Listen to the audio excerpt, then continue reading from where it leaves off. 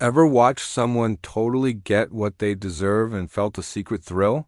That feeling is called Schadenfreude, and it turns out there's a fascinating gender difference in how we experience it. You might be surprised to learn that men, on average, feel significantly more Schadenfreude than women. So why is that? Is it about empathy, evolution? Or is something else going on inside our brains? Today, we re-diving deep into the psychology of why men seem to enjoy the downfall of others just a little bit more. Let's start with a really telling study. Researchers set up a game where some players acted fairly and others cheated, betraying their partners. Afterwards, the participants watched as these players received mild electric shocks. Now, when women watched the cheaters get zapped, brain scans showed a slight dip in their empathy response. They felt less sorry for them, which makes sense, but when men watched the same thing, their brains were a completely different story. The reward centers in the male brain, specifically the nucleus accumbens, lit up like a Christmas tree. It wasn't just a lack of empathy, it was active pleasure. They were genuinely enjoying seeing the betrayer get punished. This single study highlights the core difference we're going to explore. For women, Schadenfreude is often about a reduction in empathy, while for men, it's often about a surge of pleasure. So what's going on here? To understand this, we need to break down Schadenfreude into different types. Psychologists have identified a few key categories, but the two most relevant for this discussion are rivalry-based and justice-based Schadenfreude. Rivalry-based is the pleasure you feel when a direct competitor fails. Think about your favorite sports team losing to their biggest rival. That stings, right? But when that rival team loses to someone else, you might feel a little kick of joy. Justice-based Schadenfreude is what we saw in the electric shock study. It's the satisfaction of seeing someone who has acted badly or seems undeserving get their comeuppance. This is the they had it coming feeling. Research consistently shows that while both genders experience these feelings, men report higher levels of both, especially justice-based Schadenfreude. Why? One popular theory comes from evolutionary psychology. For much of human history, men were more directly involved in intergroup competition and status hierarchies. Think about early human societies.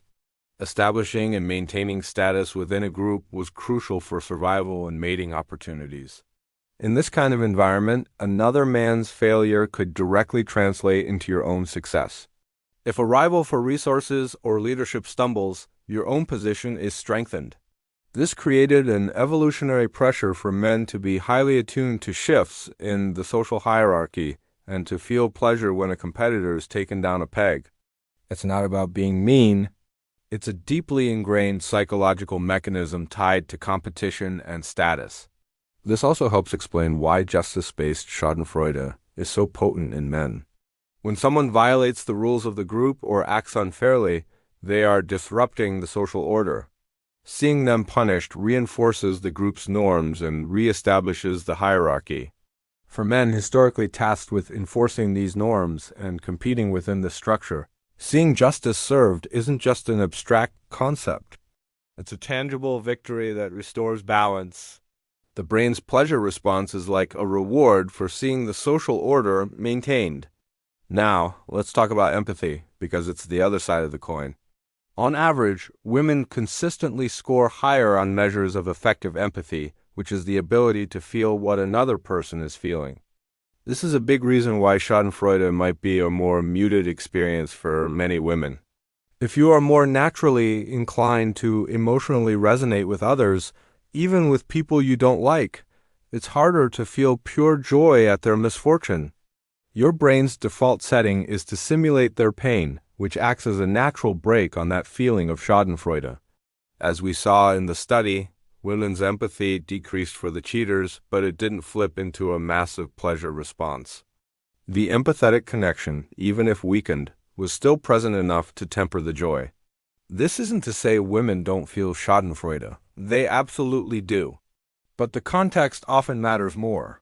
Studies suggest that women's Schadenfreude is more likely to be triggered by personal slights, or when someone they see as a social threat experiences a downfall. It tends to be more relational and specific. For men, it can be broader and more tied to abstract ideas of status, competition, and justice. Let's look at another fascinating study that reinforces this idea. Researchers showed participants pictures of different people: an elderly person, a student, a person struggling with addiction, and then described a negative event happening to them, like getting splashed by a puddle.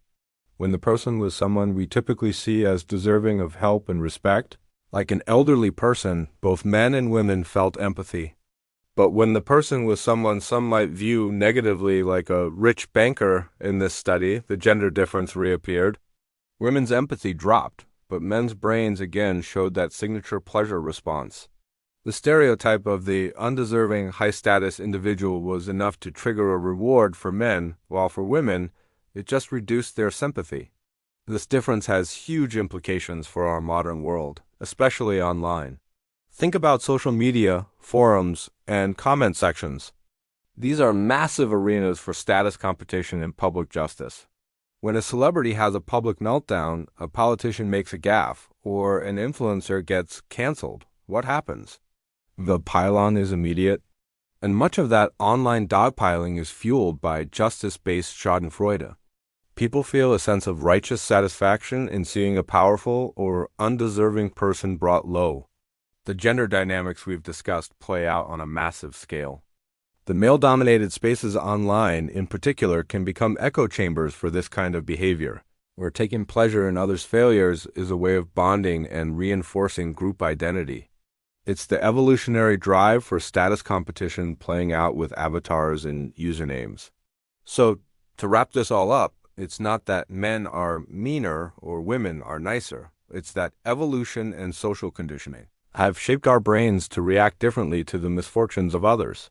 For men, a history of intense, direct competition for status has created a brain that is literally rewarded for seeing rivals and rule breakers fail.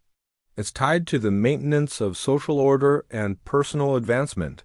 For women, a generally higher baseline of effective empathy acts as a buffer, making the pleasure of Schadenfreude a less frequent and less intense experience.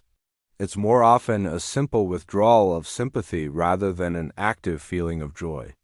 Understanding this isn't about making excuses for anyone's behavior. Taking pleasure in someone's pain is a complex and sometimes dark part of human nature. But by recognizing the different psychological and evolutionary forces at play between the genders, we can better understand ourselves and the social dynamics we see every day, from the sports stadium to our social media feeds. The next time you see a comment section exploding with glee over someone's downfall, you'll know it's not just random anger. It's the ancient, powerful, and deeply human feeling of Schadenfreude at work. What are your thoughts on this? Have you ever noticed this difference in your own life or online? Let me know down in the comments. I'm always curious to hear your experiences. Thanks for watching, and if you enjoyed this deep dive into psychology, make sure to like and subscribe for more content just like this. See you in the next one.